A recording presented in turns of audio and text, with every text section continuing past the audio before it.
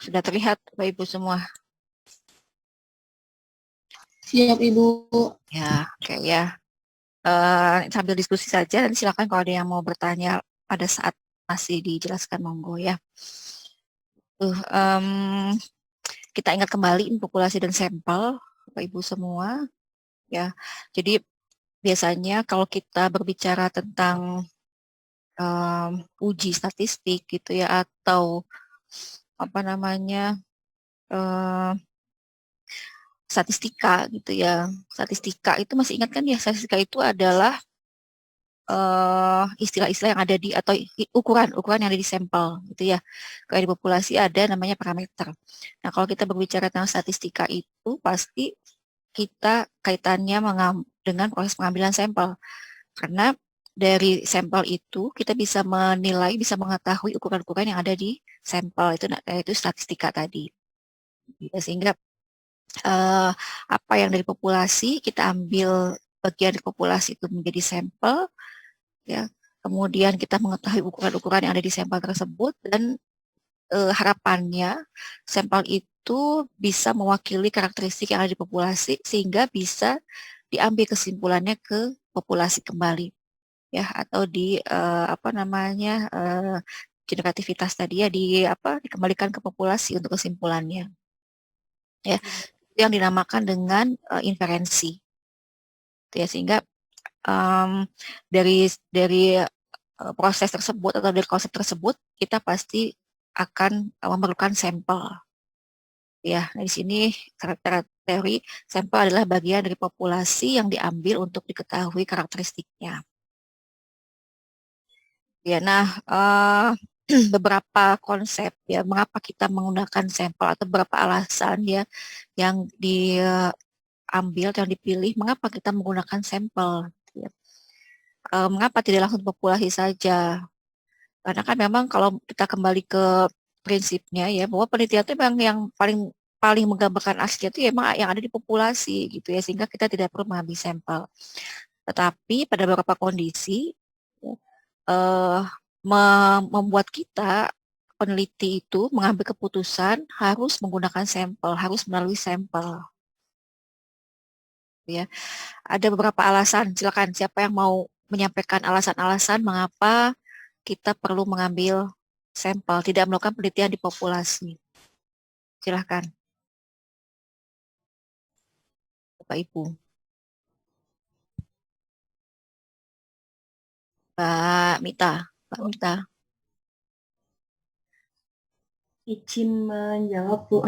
Ya, ya. Eh, Mungkin gini, Bu, kalau misalkan kita penelitian dengan menggunakan populasi itu nanti jumlahnya akan terlalu banyak. Kalau misalkan sampel itu kan pastinya lebih sedikit dan bisa dihitung dengan menggunakan rumus. Nah, misalkan kalau populasinya, kalau saya dulu waktu S1 itu populasinya 1956, kemudian saya ambil sampling itu jadi 333 seperti itu. Cuman untuk rumusnya saya agak sedikit lupa. Oh, ini Maaf. bunuh Aini ini ya. Siapa? Bunuh Aini Iya, ya. Oh ya, iya, ya, ya, ya betul Bu. Banyak juga ya 1.000 sekian gitu ya. Bisa emang kalau kita sampel populasi kita di 1.000 sekian tuh ya jatuhnya populasi sampelnya sekitar 300-an ya. Betul Bu Aini ya. Jadi iya, kalau kita mau ngambil 1.000 semuanya itu bagaimana dampaknya bisa ke waktu yang kita miliki. Belum kalau mahasiswa gitu ya kan terbatas waktunya juga gitu ya. Kemudian juga tenaga, selain tenaga tadi waktu, biaya juga ya. Kemudian mungkin saja kalau dengan penelitian di populasi 1.000 sekian tadi ya, bukannya hasilnya malah akurat, tapi malah hasilnya tidak bagus gitu, karena kita iya, peneliti itu bisa jadi sudah kelelahan gitu ya, udah bosen. Bayangkan aja Bu Aini, pengalamannya Bu Aini mungkin mengambil sampel 300 saja ya, iya, itu rasanya sudah lelah ya kita ya. iya, Bu. Dulu belum ada Google Form, jadi pakai kertas. Sama saya juga, apalagi di komunitas seperti itu ya. Bu Aini komunitas ya, bukan ya? Dadar, Bu. Dadar ya, tapi penelitiannya di masyarakat ya seperti itu memang ya. Menggunakan kuesioner yang kita pakai tuh belum tentu cuma satu, bisa kan lebih dari satu ya. Sehingga Iya, bayangkan misalnya ada 5 kuesioner, sampelnya ada 300 lebih responden ya. Peneliti itu kalau cuma satu orang peneliti ya, itu mengulang-ulang apa namanya kuesioner ya kalau memang perlu didampingi. Ya, kalau tidak didampingi ya kita memang menyebarkan saja kemudian mengambil lagi. Tapi tetap kita perlu ada prolognya, perlu ada prolog ke responden dan sebagainya lah. Ya bisa dibayangkan misalnya kalau sampai 1.000 sampai kapan mau selesai gitu ya. Kemudian tadi waktunya tadi dan tenaga mengakibatkan mungkin hasilnya belum tentu bagus gitu ya. Dan saat ini kan ada tekniknya gitu, ada teknik sampling ya yang bisa kita eh, apa namanya meyakinkan kalau dengan sampel itu sudah mewakili populasi. Tidak ada lagi yang lain yang mau menyampaikan pendapatnya. Mengapa kita harus mengambil, bukan harus, mengapa kita memilih untuk mengambil sampel pada penelitian? Tadi ya lebih murah, lebih mudah, lebih murah juga jelas ya. Kemudian tenaga ya. Yang lainnya, Mohon izin, Bu. ya siapa? Rani ya. Iya. Ya Rani Iya. silakan. Kalau menurut saya, selain apa yang disampaikan sama Mbak Aini tadi, peneliti juga memiliki batasan-batasan di memang digunakan untuk mengurangi bias. Jadi harapannya kenapa sih kita harus memilih beberapa saja atau sampel saja dari populasi itu agar sesuai juga dengan keinginan penelitian dan sesuai dengan pertanyaan dari penelitian yang dibatasi dengan kriteria inklusi dan eksklusi. Itu Bu mungkin Bu. Ya, ya betul juga ya. Tergantung tujuan penelitian kita juga gitu ya. Kalau kita memang tujuannya tadi ya apa langsung menyasar pada segmen tertentu, pada responden tertentu ya memang mau tidak mau kita harus menggunakan sampel juga ya. Yang lainnya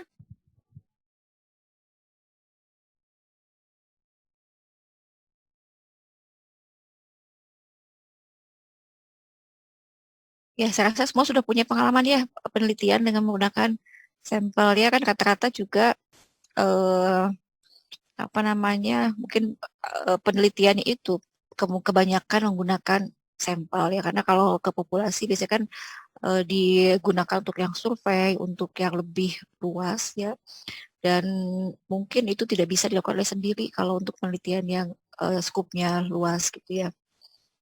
Tuh, kemudian secara umum kalau teknik sebentar saya share screen lagi ya.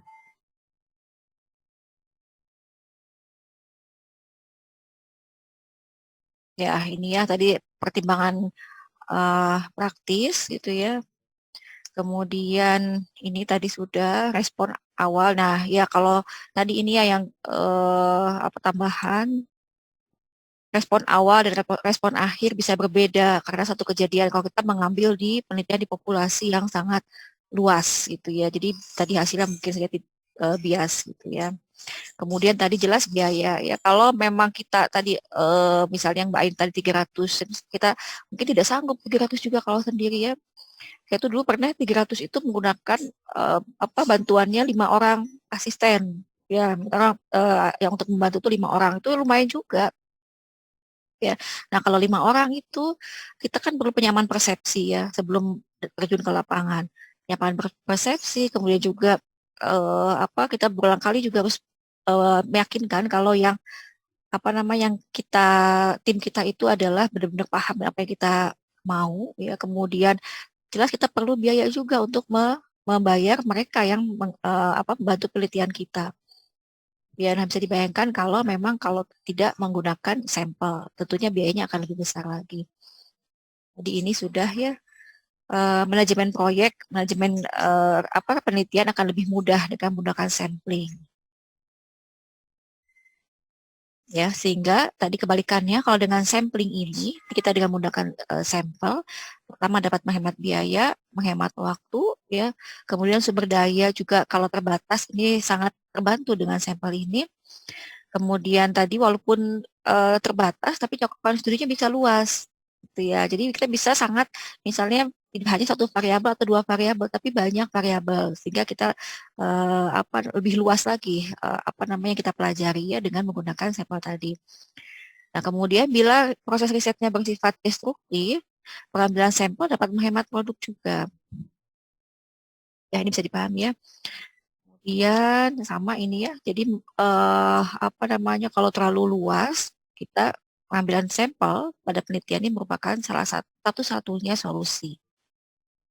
Ya, nah secara umum ada dua ya yang kita kenal, ada probability sampling dan non probability sampling. Ya, yang probability apa saja atau karakteristiknya yang probability.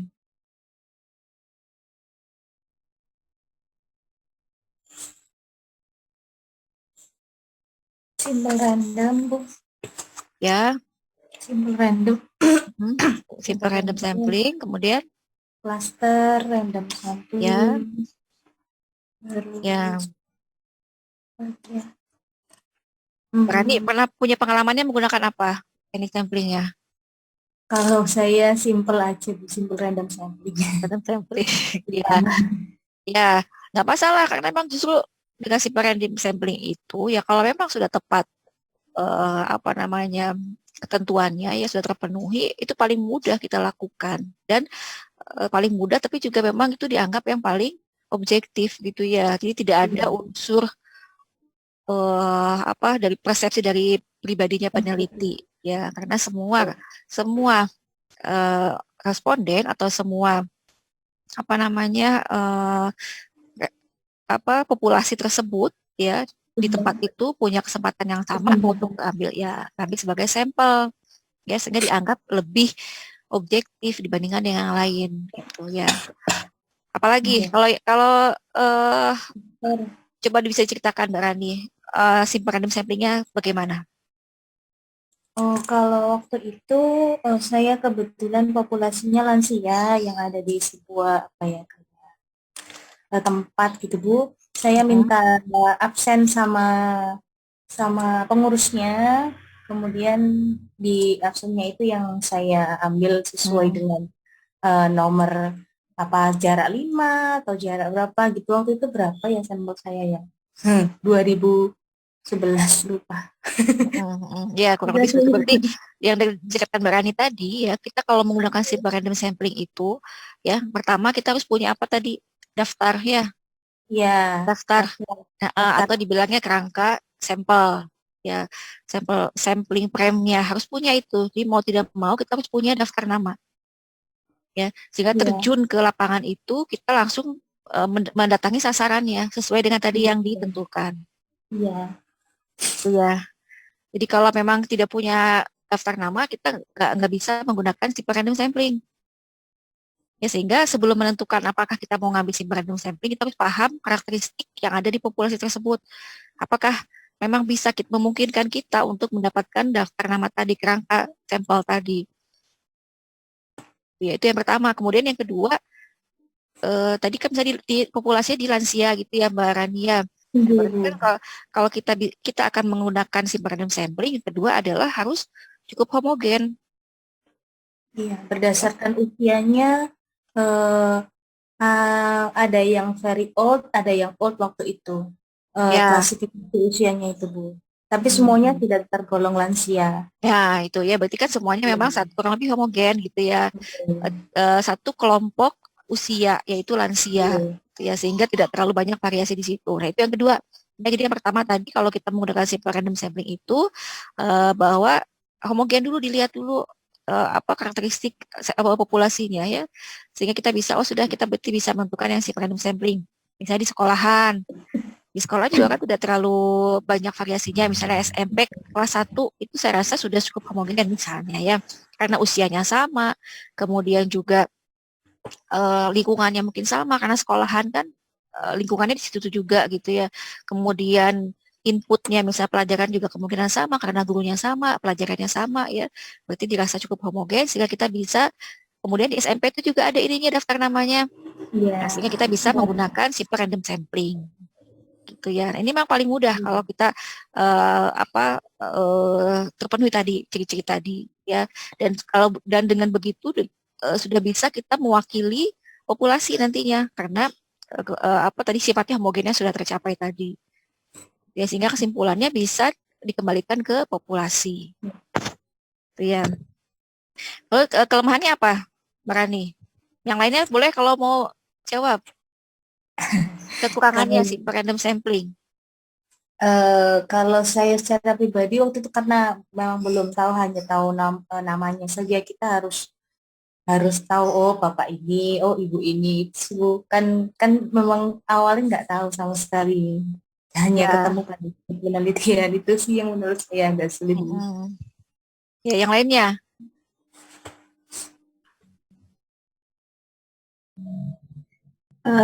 Izin mencoba menjawab, Bu. Ya, Mbak ini silahkan. Kalau simple random sampling itu kan kita juga mengambil pengambilannya itu secara acak gitu ya, Bu ya, dari Mm-mm. populasinya. Jadi mungkin em, apa namanya, apa yang kita inginkan itu kurang bisa kita dapatkan karena itu tadi acak tadi, dan apa namanya, kita nggak ada kriteria inklusinya seperti apa yang mau kita dapatkan, tuh belum tentu ada di responden yang kita ambil itu. Gitu. Mungkin begitu, Bu.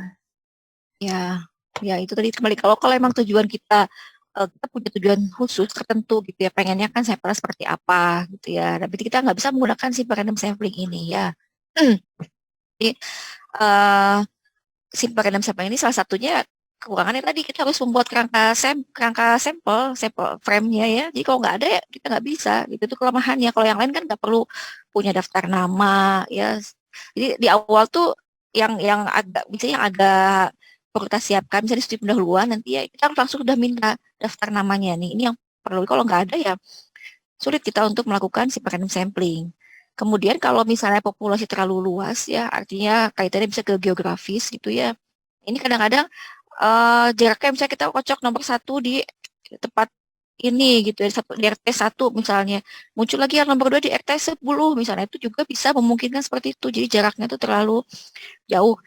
Apa sampel sampel 1 di RT 1, bisa sampel 2 di RT 10, sampel 3 di RT berapa gitu. Jadi itu yang tidak bisa kita prediksi. Gitu ya. Ya, makanya memang kita dalam menentukan teknik sampling ini harus paham karakteristiknya. Gitu ya. Itu kurang lebih untuk yang simple random sampling. Coba kita lihat lagi ke PPT-nya ya.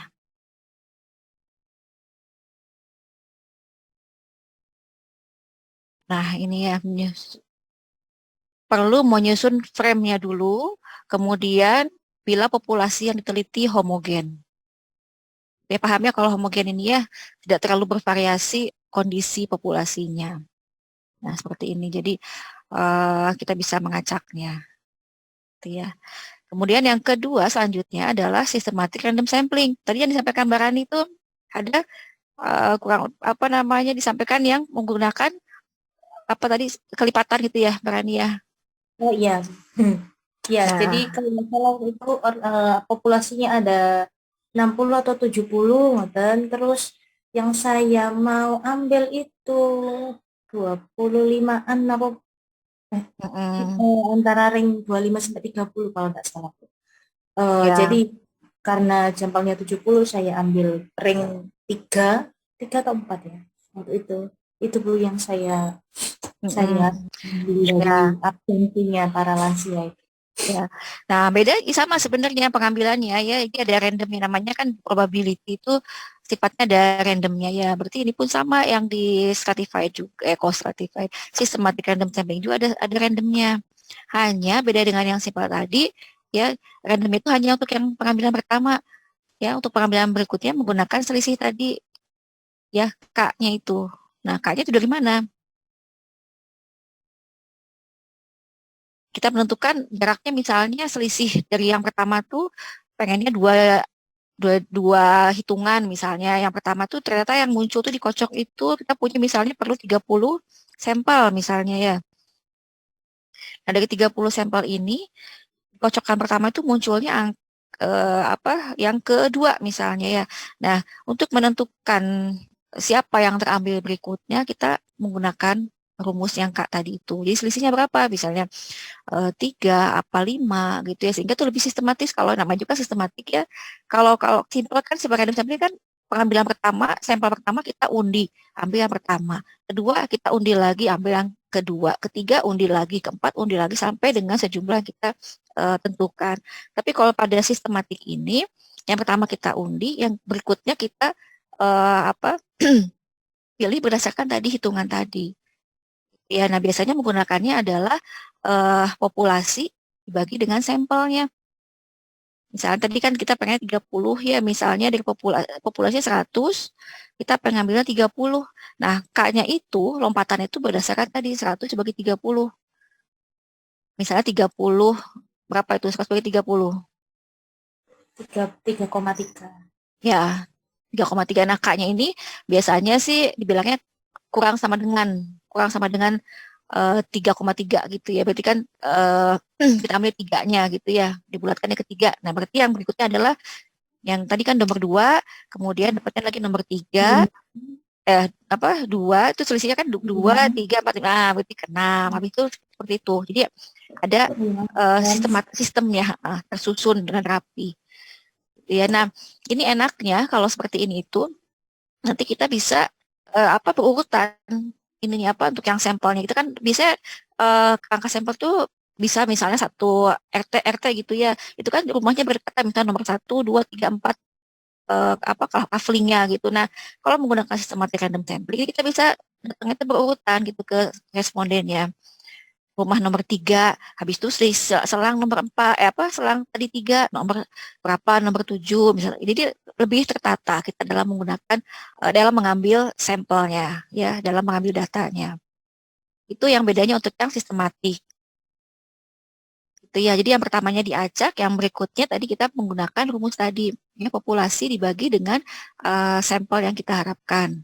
Kurang lebih seperti itu. Jadi ada alasannya kenapa kita lompatannya segini gitu, enggak ada sih berapa saya pernah lihat juga ya pengennya 5 gitu ya apa selisihnya 5 atau 6 atau sekian gitu tapi baiknya kita menggunakan alasan ini gitu ya jadi lebih ilmiah ya populasi dibagi n-nya dibagi sampelnya gitu ya. Ada yang nanyakan sampai sini?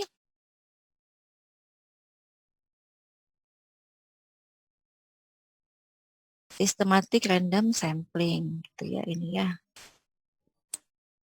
Nah ini ya bisa Mohon izin selesai. tanya. Ya silahkan. Ada saya pernah mendengar atau mendapat bahwa ketika kalau misalkan ada sesuatu yang terjadi pada sampel yang kita pilih itu kita bisa menambahkan 10% jumlah 10% dari sampel itu. Itu apakah memang Ya. ada? Oh ya ini kaitan dengan jumlah sampel ya Mbak Radia. Iya, gitu. Ya. Jadi kalau tentang jumlah sampel memang banyak sekali ininya ya, banyak sekali pendapatnya gitu ya. Ada yang memang perlu menggunakan rumus kan ya, beberapa menggunakan rumus, ada juga yang memang menggunakan eh apa bukan rumus yang pakai rumus itu tapi dia sudah punya ketetapan gitu ya. Misalnya kayak siapa ahlinya saya lupa ya. Dia menyampaikan memang yang paling bagus itu antara 30 sampai 500 itu ya untuk sampel itu. Nah, jadi kalau kurang dari 30 ya kemungkinan tidak bisa kita analisis atau memang hasil analisisnya bias itu tidak akurat lah kalau kita bilang tidak mewakili populasi ya sehingga untuk mencegah itu tadi yang disampaikan Mbak Rani tadi kita memang itu sebagai jaga-jaga khawatir di tengah jalan itu ada sesuatu yang terjadi pada sampel kita ya minimal 30 misalnya ya kalau lebih kan lebih baik lagi gitu jadi untuk mencegah hal tersebut kita lebihkan jadi kalau Bapak Ibu nanti menetapkan jumlah sampel bisa dapat 100 itu minimalnya boleh mau ditambah ya 110 atau 102, 103 itu boleh. Tapi memang bagusnya emang ditambah gitu karena kita nggak tahu ya nanti daripada kita kekurangan kita analisisnya tadi apa namanya berpengaruh pada analisis ya kita siapkan apa namanya responden lainnya gitu ya. Maksudnya di jumlah ditambahkan gitu. Itu ya untuk kaitannya dengan jumlah apa sampel. Gitu. Ya. Jadi memang macam-macam kalau untuk apa namanya jumlah sampel ini kalau buat saya boleh mengambil rujukan apapun ya, menggunakan rumus. Slovin yang terkenal itu kan Slovin ya. Kemudian siapa?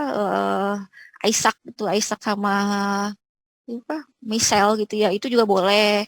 Atau menggunakan yang apa namanya tuh ya? Itu ada dia itu bukan menggunakan rumus, tapi tadi yang menetapkan 30 sampai 500. Kemudian kalau kalau kita ingin menggunakan yang apa perbandingan misalnya ya, misalnya laki-laki perempuan tuh jumlahnya harus sama, minimal 50-50 itu ada yang seperti itu juga. Gitu ya. Jadi mungkin si ahli tersebut memang sudah melakukan beberapa beberapa kali simulasi ya sehingga bisa menetapkan seperti itu. Ada juga yang mengatakan 200 itu baik gitu kalau untuk penelitiannya multivariat gitu ya. Kalau multivariat kan memang harus banyak sampelnya ya. Itu ada yang mengatakan 200 itu baik ya. Kemudian lebih dari 200 itu cukup, lebih dari 200 itu adalah baik, itu juga ada. Ya, jadi silahkan kalau untuk besar sampel atau jumlah sampel itu bebas bebas asalkan ada rujukannya. Ya, kembali lagi kita ke teknik sampling ya. Jadi tadi ya kita yang kedua sistematik random sampling ya.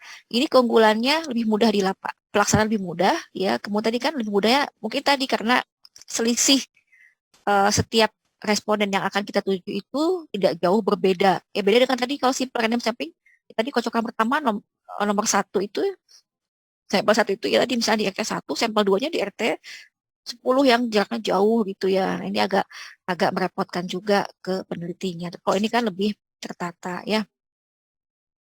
Yang selanjutnya eh stratified. Nah, silakan siapa yang ingin menyampaikan tentang stratified random sampling? Izin menyampaikan Bu. Ya, Bu Aini silakan. Ya, kalau dulu saya waktu masih kuliah S1 itu saya pakai teknik sampling dengan stratified random sampling ini. Jadi karena waktu itu populasinya itu adalah mahasiswa Bu, dan mahasiswanya itu di seluruh mahasiswa di Fakultas Ilmu Kesehatan UMM. Kemudian di situ juga nggak boleh cuma satu angkatan, jadi harus mulai dari 2000, saya ambilnya mulai dari 2012, 13, 14, 15 waktu itu Bu. Jadi saya mengambil tentang apa? Gangguan, lupa saya, gangguan sistem pencernaan terhadap berhubungan dengan pola makan mahasiswa begitu Bu. Jadi di situ sampelnya itu, kenapa kok saya pakai stratified? Karena menurut saya itu kan heterogen dan bertingkat gitu Bu. Kan mahasiswanya kan dari 2012 sampai 2015, jadi kan tidak sama. Kemudian itu aja sih Bu. Ya, terima kasih Mbak Aini. Yang lainnya? Tadi dari Mbak Aini sudah bisa diambil ini ya beberapa karakteristik ya gimana kita atau apa namanya salah satu alasan mengapa kita menggunakan stratified. Ya, siapa lagi yang mau menyampaikan? Monggo yang lainnya silakan. Ini yang lainnya pada kemana ada kan ya? Pak Zarwan nih sudah siap sedia. Pak Zarwan, monggo ada pendapatnya?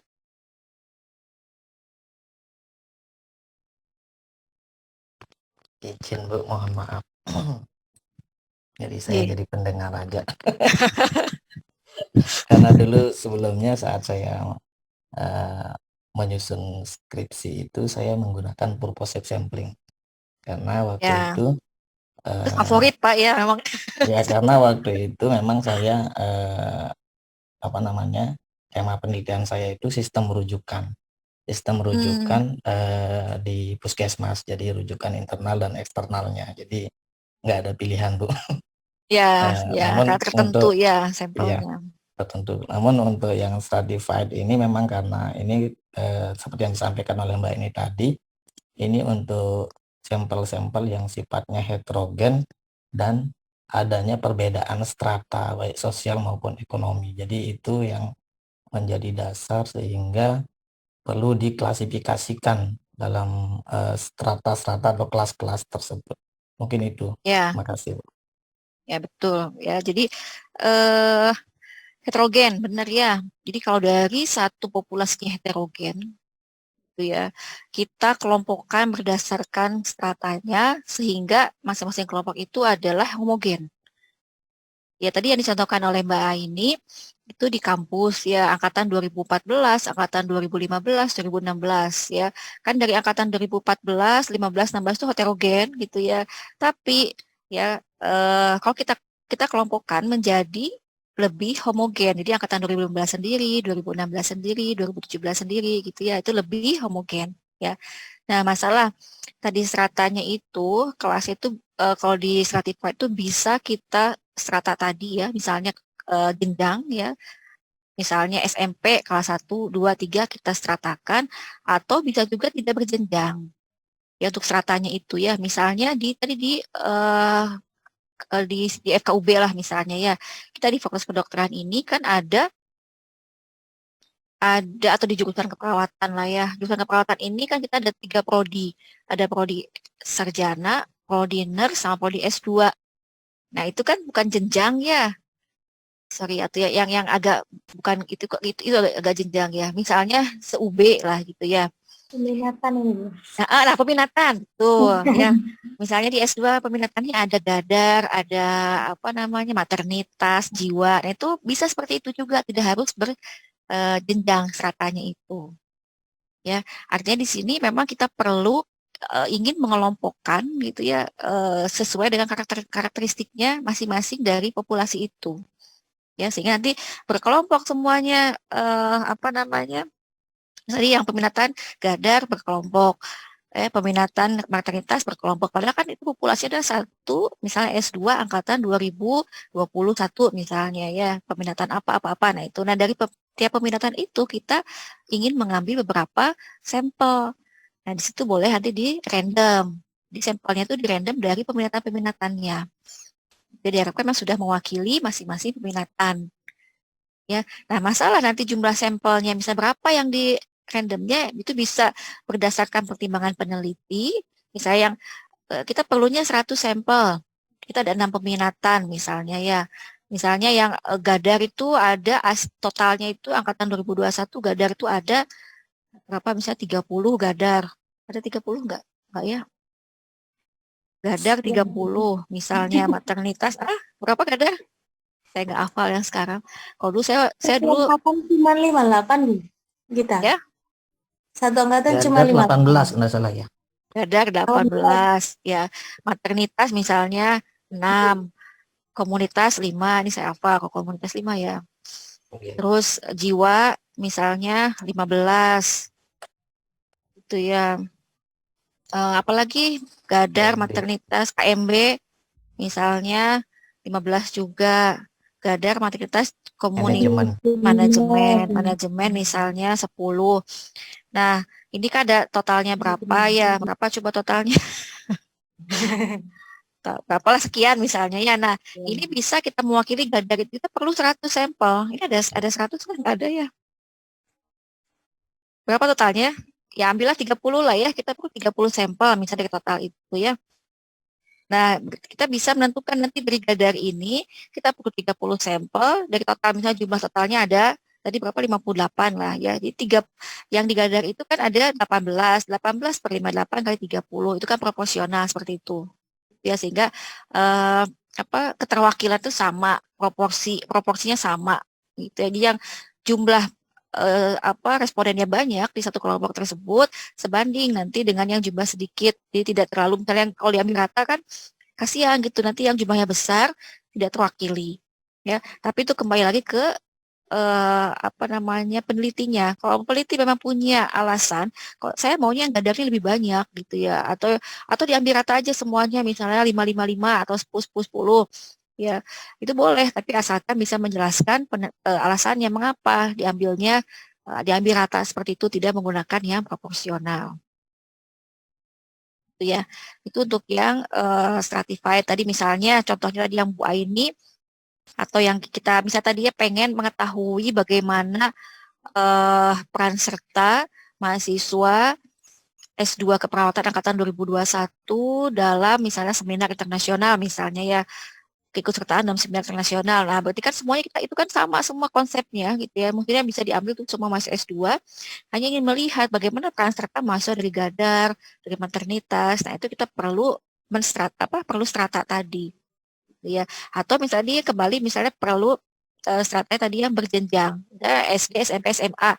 Karena kalau di satu populasinya misalnya SD, SMP, SMA tuh luas banget ya, itu populasinya heterogen. Kita kelompokkan menjadi yang SD berapa, SMP berapa, SMA berapa. Atau misalnya dalam satu sekolah, penelitiannya Pak Ibu ada yang di satu sekolah misalnya eh, ingin meneliti di bagaimana misalnya kesehatan reproduksi anak sekolah gitu ya.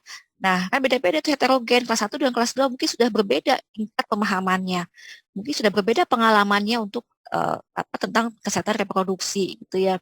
Nah, itu kan kita berarti perlu mengambil perwakilan dari tiap-tiap kelompok. Nah, kita kelompokkan. Jadi kelompok yang kelas 1, kelas 2, kelas 3, nah baru kita di di random situ. Nah, mas randomnya boleh menggunakan simple random sampling, boleh menggunakan systematic random sampling.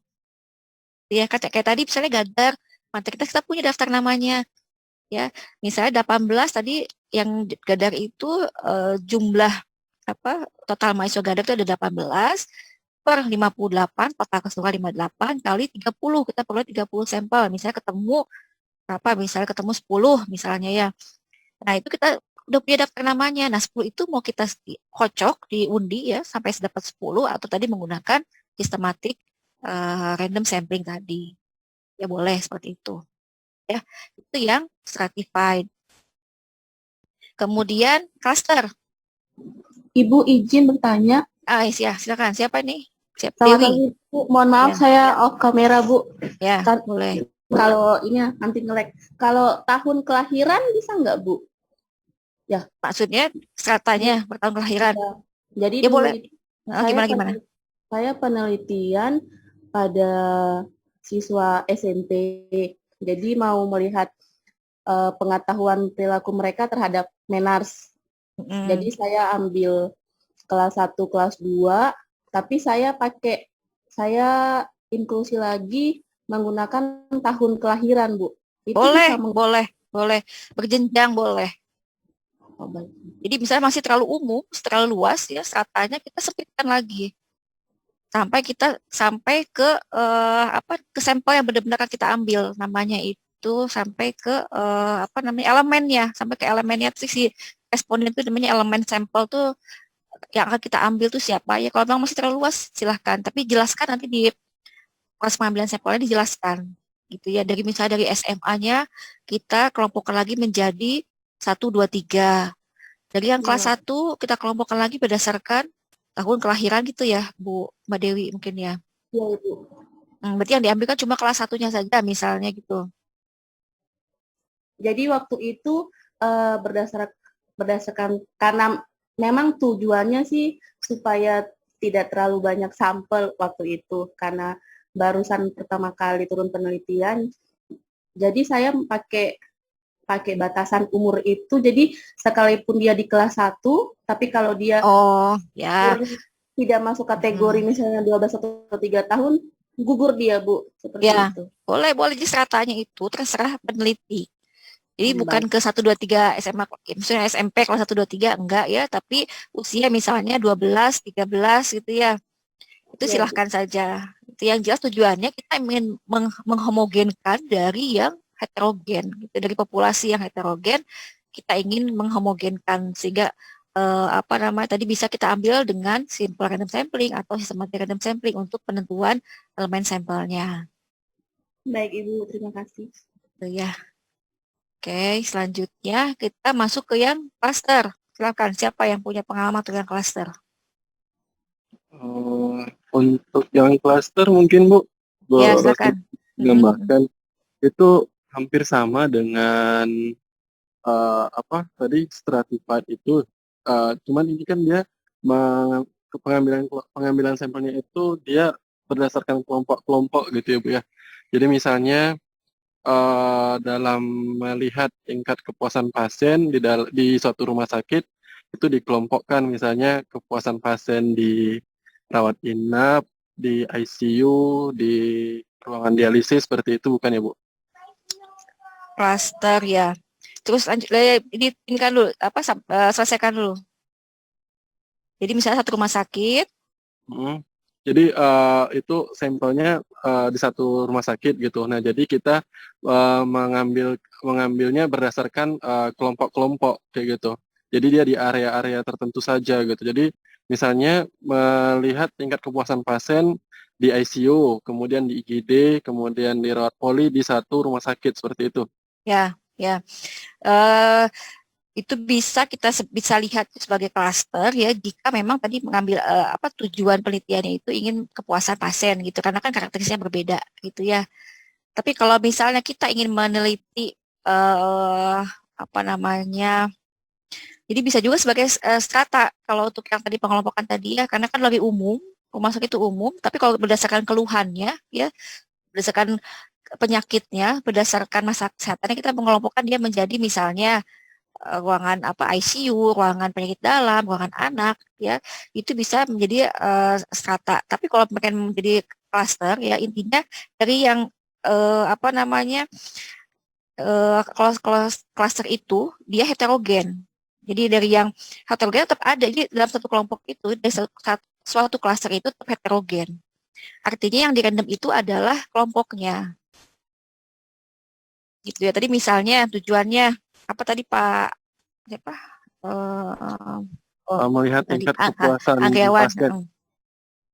Coba kita tulis dulu tingkat kepuasan pasien ya terhadap pelayanan gitu ya. Nah ini kan umum banget ya karena mungkin rumah sakit pengennya ini survei secara umum.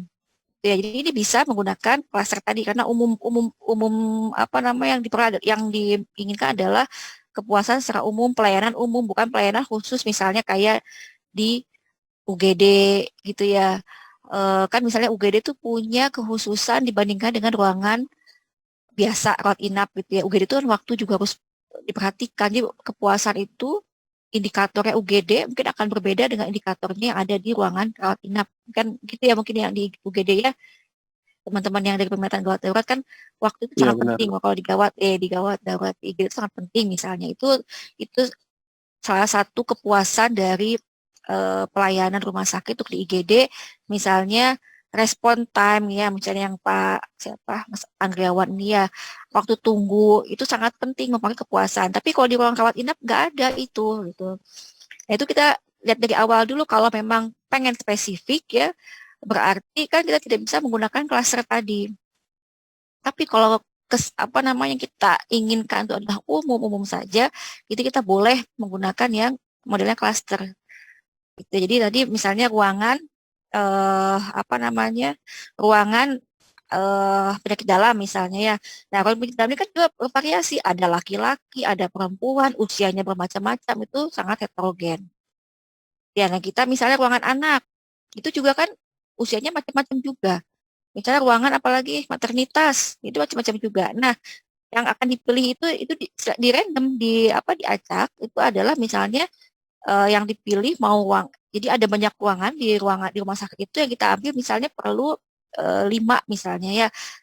Terpilihlah misalnya ruang penyakit dalam, ruang maternitas, ruang jiwa misalnya apalagi 5. Nah, berarti yang ada di dalam ruangan jiwa itu misalnya terpilih itu adalah sampel yang kita ambil keseluruhannya dengan berbagai macam karakteristik. Gitu ya. Ya, mungkin itu ya Pak Mas Anggawan ya. Ya Bu, terima kasih Bu. Ya, jadi kalau yang klaster itu isinya itu heterogen. Yang di random itu lebih ke tadi pemilihan kelompoknya. Ya, misalnya ini kalau di komunitas ya, kita ingin penelitian di apa namanya Kabupaten Malang misalnya ya, itu kan luas banget ya, sangat luas dan heterogen juga gitu ya. Kemudian untuk memudahkan kita dalam pengambilan datanya, kita mengklasterkan. Jadi Kabupaten Malang itu terdiri dari misalnya 11 kecamatan misalnya ya. Nah, kita kan heterogen ya, kecamatan itu heterogen juga, berbagai macam karakteristik ada di situ gitu ya. Variasinya sangat besar gitu ya. Nah, kita ada 11 kecamatan itu kita anggap semuanya sudah kurang lebih sama heterogennya, misalnya kedudukannya sama gitu ya. Kita undi mana yang kita random ya, mana yang akan kita ambil, misalnya kecamatan A, B, C misalnya, atau ya apa ya yang diundilah muncul berapa kecamatan. Ya 3 kecamatan misalnya kita perlunya ya. Nah 3 kecamatan itu kita masih luas juga ya, belum sampai ke elemen sampelnya. 3 kecamatan yang dipilih itu kita spesifikkan lagi ke kecamatan apa? Kelurahan ya. Nah, kelurahannya misalnya dari 3 kecamatan, ya kita ambil lagi ke kelurahan. Dari satu kecamatan satu misalnya ada berapa kelurahan. Ya, kita misalnya ada 5 kelurahan. Nah, dari 5 kelurahan itu kita undi lagi mana yang akan kita ambil. Tidak 5 kelurahan yang diambil, misalnya cuma 1 kelurahan atau 2 kelurahan. Dari kecamatan 2 kita ambil 2 kelurahan. Di random juga, kecamatan 3 kita ambil 2 kelurahan. Ya. Nah, kemudian dari kelurahan kita masih luas. Ya, kita dari kelurahan bawahnya apa?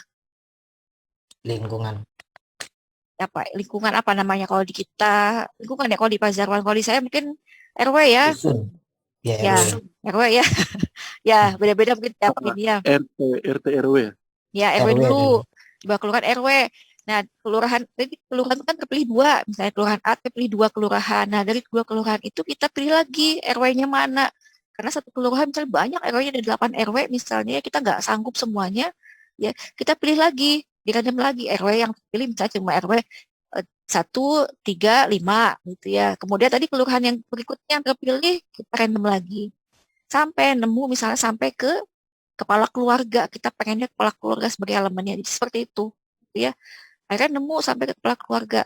Nah, itu proses itu dituliskan nanti di proses pengambilan data. Ya, itu klaster seperti itu. Jadi apa namanya bertahap gitu ya, pengelompokan sampai kita nemu benar-benar ke respondennya atau ke apa tadi elemen sampelnya tadi. Itu yang cluster ya, bedanya tadi dengan yang stratified dengan apa simple dan yang sistematik. Ada yang boleh ditanyakan sampai sini? Izin bertanya Bu Yati. Ya, Pak Wiono monggo. Pak Dwi Oh ya, Wiono, ya. saya masih agak sedikit bingung dengan teknik pengerucutan untuk yang klaster tadi Bu. Cluster ya. Iya, untuk tadi pengerucutan dari yang luas ke yang spesifik tadi, itu kita pengacakannya suka-suka peneliti atau memang ada ketentuan rumusnya kayak yang stratified tadi kan ada rumusnya dari yang ingin diminta sampelnya berapa tadi dari yang ada dibagi jumlah populasi dikalikan jumlah sampel yang kita inginkan itu kan kalau di stratified pakai seperti itu tadi. Tapi kalau untuk yang di cluster itu suka-suka kita atau memang ada ketentuannya atau rumusnya seperti itu? Terima kasih. Tadi kembali lagi boleh sama dengan yang stratified juga ya, boleh dengan pertimbangan peneliti, boleh dengan menggunakan rumus tadi. Itu ya enaknya sih menggunakan rumus tadi ya Pak Dwi ya, jadi proporsional pembagiannya ya. Oh gitu, oke, ya. Terima kasih. Jadi nanti alasannya kan bisa ditanya pengujian ini kenapa begini, harus ada alasannya yang proporsional gitu ya. Mengapa mengambilnya, mengapa yang terambil itu misalnya 2, 3 ya karena perbandingan tadi dengan jumlah yang akan kita tentukan dari awalnya. Gitu ya. Kurang lebih seperti itu untuk yang probability sampling. Ini ya, ini kurang lebih seperti ini.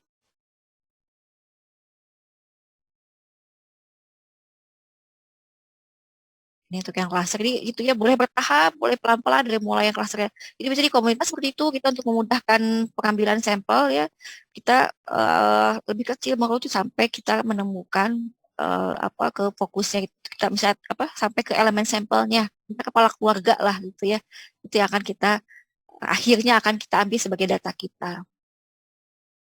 Nah, untuk yang selanjutnya tadi yang probability, kemudian non-probability. Yang non-probability itu, tadi yang disampaikan Pak Zoron ya, misalnya ada yang purposif, apalagi? Jadi kalau yang non-probability ini yang memang tidak di random, ya, jadi acak gitu ya. Ya, ada yang paling banyak digunakan itu adalah apa Bapak Ibu? Purposif tadi ya, nah sebenarnya purposif ini itu lebih banyak digunakan pada penelitian kualitatif, Bapak Ibu ya. Jadi hampir semua penelitian kualitatif itu memang penentuan sampel itu menggunakan proporsi karena sesuai dengan tujuan. Ya, jadi misalnya tujuannya pengen tadi Pak Zarwan tuh ingin tentang proses rujukan gitu ya.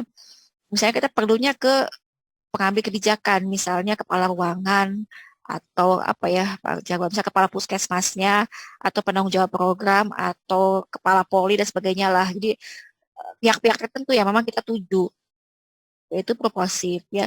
Nah yang paling banyak juga di apa eh, apa namanya non probability ini adalah tadi yang apa namanya yang paling sih eksidental ya atau apa yang bilang eksidental, ada yang bilang insidental, ada yang bilang apa jadi yang kebetulan apa yang kita temukan itu yang kita ambil sebagai sampel. Itu bisa seperti itu. Banyak mahasiswa saya juga yang seperti itu ya.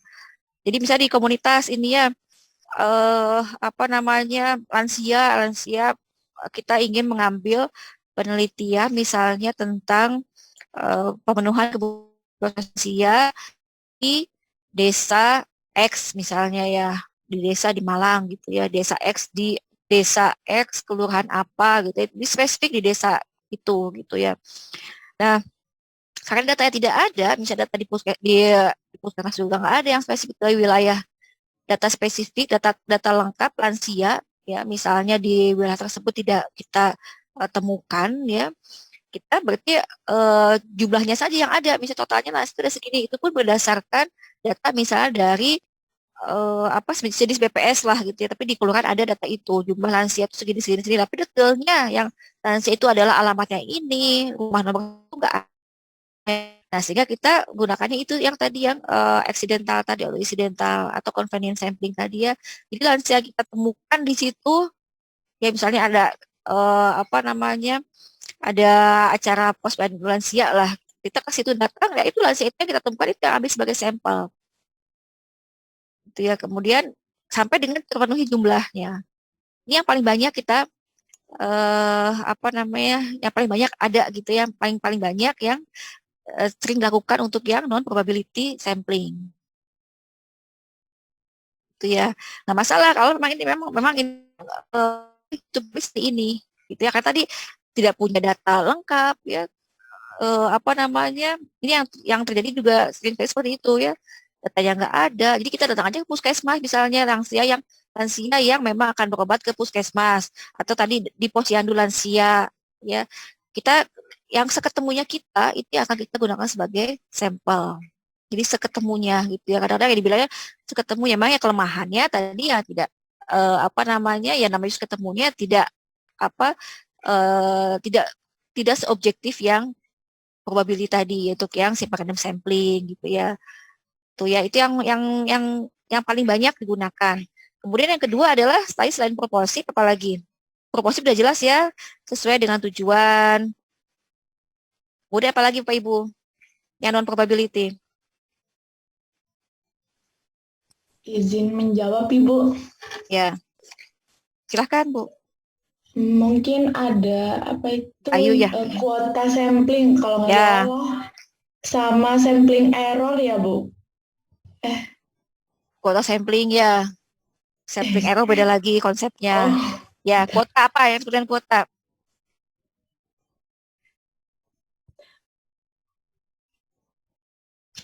Kuota sampling mana?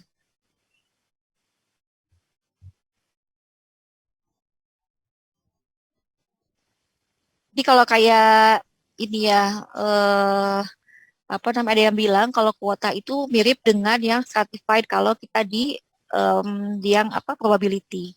Jadi kita mengelompok-melompokkan.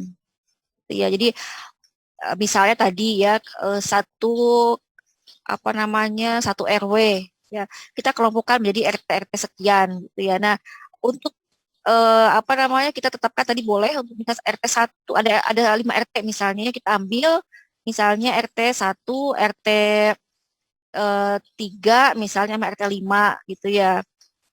Nah, untuk memilih sampelnya itu, tadi kita tidak memerlukan tidak menggunakan kocokan, tapi menggunakannya tadi yang boleh yang incidental sampling tadi di sedapatnya. Ya, tapi kita sudah menentukan RT1 kuotanya segini, RT3 kuotanya segini, gitu ya. RT 5 kuotanya segini. Jadi sampai dengan jumlah kuota terpenuhi, ya, itu sampling yang non probability sampling yang kuota. Itu ya. Jadi sebelum kita menentukan jumlah sampelnya, ya, kemudian boleh tadi menggunakan proporsional untuk menentukan masing-masing RT-nya, tapi pengambilan sampelnya itu tidak di random. Ya. Bedanya dengan yang simple random sampling, ya, dengan yang insidental, ya.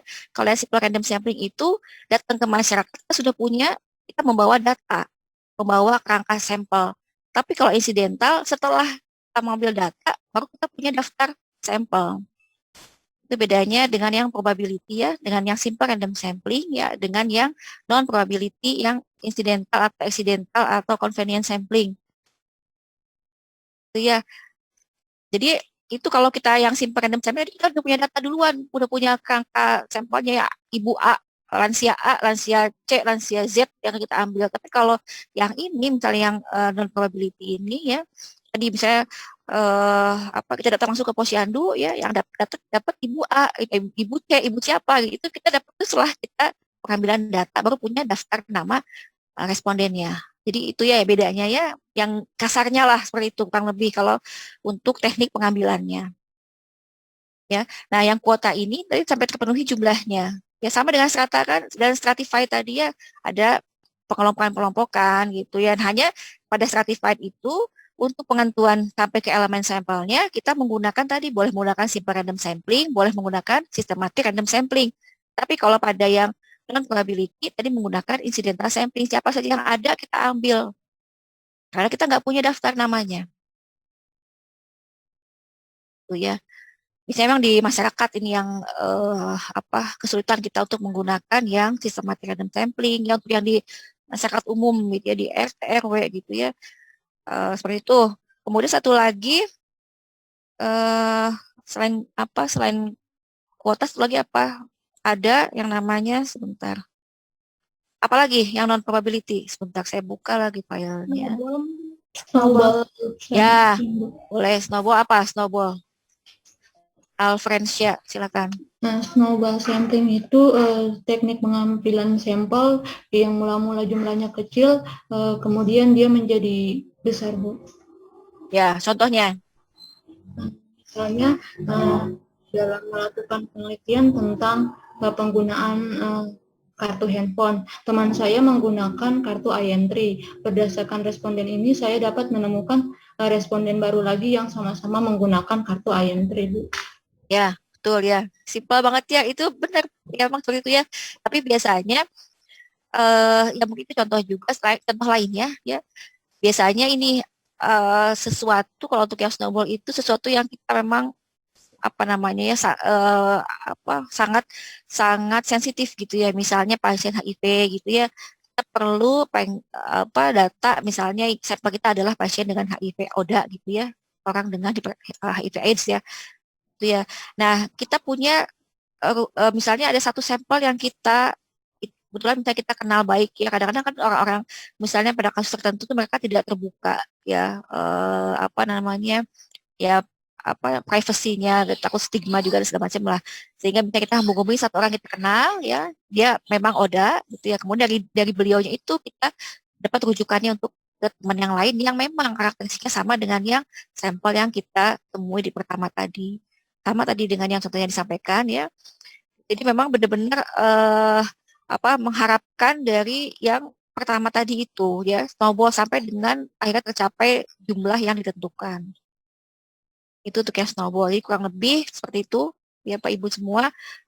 Yang non probability ada accidental, ada propulsif, kemudian kuota dan snowball ya. Ibu izin bertanya boleh? Ya, boleh silahkan. Maaf Ibu. Saya ada beberapa kali baca skripsi itu adakah batasan sampling Bu? Karena rata-rata itu anak-anak, ada beberapa skripsi yang menjelaskan bahwa karena populasinya di bawah 100, maka dia langsung mengambil cara sampling dengan cara kuota sampling. Seperti itu, Bu. Ya, Dia tidak menggunakan rumus lagi, tapi kan bahasanya di situ tertera bahwa karena populasi tidak lebih dari 100, seperti itu, Bu. Saya belum pernah kalau dapat yang seperti itu ya, tapi kalau yang minimal 30 sampai 500 itu sudah pernah saya lihat ada rujukannya ya. Jadi mungkin dibilangnya karena sampel ya beda-beda lah. Ada yang bilang sampel besar itu di atas 100, ada yang sampel kecil kurang lebih 30 gitu ya. Kalau emang punya alasannya, ada rujukan yang jelas nggak masalah, boleh aja misalnya 100 langsung ngambil ditentukan. Jadi bedakan dengan total sampel ya. Jadi, total sampel itu adalah sebenarnya penelitian di populasi, Pak Ibu semua ya. Tidak ada teknik samplingnya di situ karena memang itu adalah penelitian di populasi. Kalau memang 100 itu dianggap kita ingin melakukan semua di situ, yaitu namanya adalah penelitian di populasi. Ya. Jadi benar-benar yang ada di populasi kita ambil semua datanya, nggak masalah, silakan aja, itu bisa dianalisis juga gitu. Tapi itu adalah memang kondisi di populasi itu kalau memang tidak ada teknik samplingnya itu ya Bu Dewi ya. Kalau memang pertimbangan tadi kurang dari 100 misalnya dikelompokkan ya, dikelompokkannya dalam bentuk apa, saya kurang paham juga tadi. Mungkin ada yang bisa bantu jawab. Jadi gini Bu, skripsi itu dia tentang pasien TB. Pasien TB itu jumlahnya tidak lebih dari 100. Iya sih Bu, dia menggunakan, tapi bahasanya menggunakan total sampling Bu. Berarti Ya, semua. iya. Ya banyak yang seperti itu ya. Jadi memang total sampling itu sama dengan populasi, nggak masalah lah. Maksudnya kita juga bisa memahami gitu ya, kan sama saja ya, mungkin ya istilahnya yang agak yang satu total sampling, satu penelitian populasi, padahal kan sama-sama saja. Kalau kita menggunakan total sampling berarti itu adalah total sampel, berarti adalah penelitian di populasi gitu ya. Nah, kalau memang seperti ya boleh saja kalau memang populasinya itu adalah seperti itu gitu. Jadi kita konsep populasinya misalnya adalah pada pasien TB di klinik apa gitu ya Bu ya. Atau misalnya kalau lebih menggambarkan total populasi itu misalnya pasien TB yang mengikuti misalnya komunitas pernafasan atau jantung lah ya, nggak bisa penelitian total sampel pada lansia misalnya yang anggota komunitas jantung sehat. Nah, kita melakukan penelitian di situ, benar-benar itu yang kita teliti. Itu populasi itu ya udah kita di situ gitu. Tidak ada teknik sampling di situ. Karena kita penelitian populasi. Memang pada dasarnya kan konsepnya kalau kita bisa melakukan penelitian di populasi ya itu baik lagi karena memang mengukur yang ada di populasi. Teknik sampling itu kan suatu strategi bagaimana kita ingin mengambil hasil kesimpulan di populasi, tapi karena terlalu luas, terlalu banyak, kita ambil sebagian dari populasi tersebut. Dan kalau kita bisa melakukan penelitian di populasi ya silahkan gitu ya, lebih bagus lagi karena memang apa adanya di situ di populasi itu gitu ya. Itu ya Bapak Ibu semua untuk tadi total sampel ya. Tuh, mungkin ada yang mau ditanyakan lagi?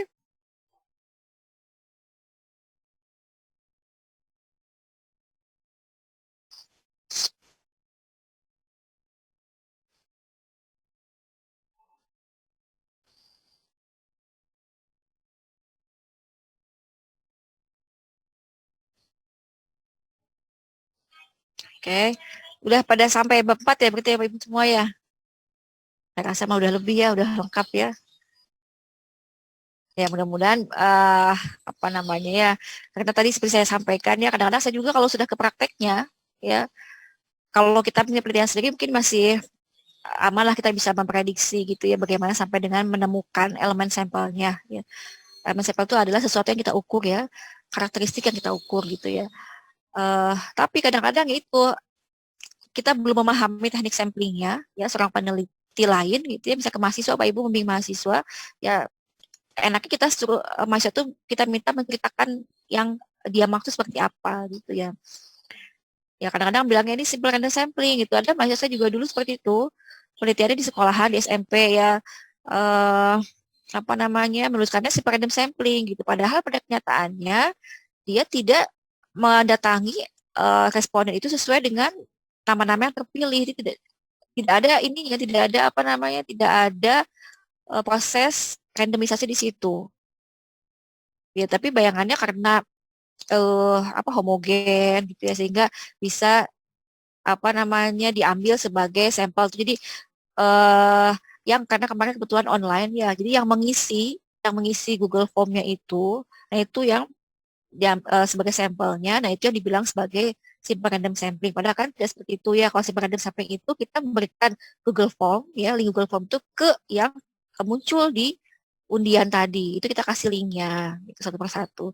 Tapi kalau tidak seperti itu ya sama saja dengan yang insidental tadi, yang apa adanya kita temukan ya itu gitu, tidak ada proses random di situ. Ya. Itu mungkin kalau untuk yang tadi untuk yang rumus untuk yang pengambilan jumlah sampel atau ukuran sampel itu silahkan Pak Ibu semua ya ada rumus-rumusnya ya, macam-macam rumusnya, Lamesow apalah macam-macam gitu ya, silahkan asalkan memang dituliskan rumusnya dengan jelas. Tadi boleh menggunakan konsep yang saya pernah itu ya, ada, jadi saya cari lagi referensinya ya, itu yang menyatakan seperti itu, yang saya pernah menggunakan itu Bapak Ibu penelitian saya itu, jadi saya menggunakannya minimal 200 itu sudah cukup baik gitu ya, 300 itu sangat baik, jadi saya ambil 200 karena alasannya itu dari referensi tersebut ya, itu boleh gitu, asalkan kita bisa menyatakan dengan jelas referensinya ya. Ya, itu aja Pak Ibu semua yang bisa saya sampaikan untuk pagi ini. Mohon maaf misalnya nanti kalau ada yang spesifik ya, misalnya atau misalnya ada yang saya sampai sekarang belum bisa mengkoreksi yang kemarin ya, yang yang sebelumnya konsep definisi operasional ya. Silahkan kalau memang ada yang ingin di review misalnya, dikasih komentar, tolong nanti dijawab saja saya ya, jadi biar saya fokus langsung ke personnya gitu ya. Mohon maaf karena memang saya belum mampu untuk mengoreksi semua ternyata ya. Ini lagi masa-masanya akhir tahun ini. Lagi cukup padat juga gitu ya. Itu aja yang bisa saya sampaikan. Nanti itu diskusinya ya, silahkan kalau kasuistik ya, per kasus monggo japri saya gitu ya. Baik Bapak Ibu semua, saya ucapkan terima kasih ya untuk perhatiannya. Mohon maaf kalau ada kekurangan atau kesalahan. Saya akhiri pertemuan pada pagi ini dengan ucapan hamdalah. Alhamdulillahirabbil alamin. Wassalamualaikum warahmatullahi wabarakatuh. Waalaikumsalam. Terima kasih Bu. Izin Bu untuk absensinya Bu. Nah itu juga saya buatkan nanti ya Pak Jarwan, tolong diingatkan ya, yang kelas sebelah Ya. juga belum saya. Ya, tolong diingatkan ya. Hadir semua ini kan Pak Jarwan? Ya. Hadir semua? Hadir semua Bu. Oke, alhamdulillah baik. Saya pamit Bapak Ibu semua ya. Assalamualaikum. Terima kasih Bu.